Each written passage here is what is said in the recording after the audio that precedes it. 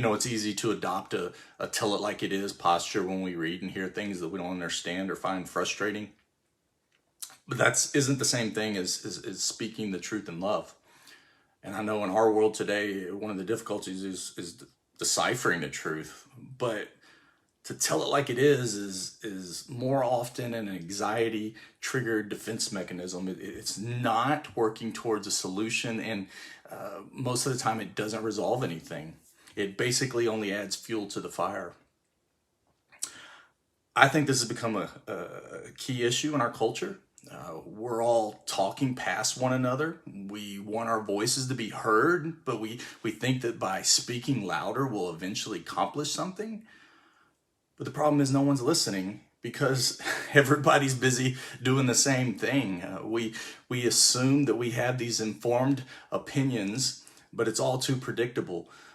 Nobody acknowledges the truth and the other side of the issue, and if they do, it's a quick, well, yeah, but things are said that just intentionally trigger those that we disagree with. It's just causes a further rift.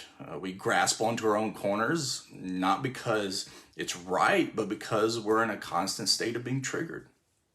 Anxiety makes us stupid. It's a scientific fact. We function like animals during fight or flight.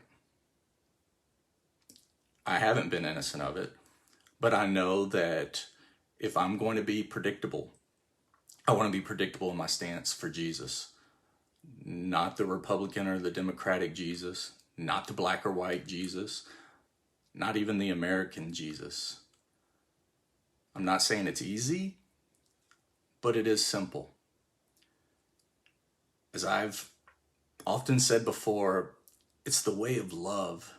If your words are reactive and come from a place of being triggered, it's probably not the way of Jesus.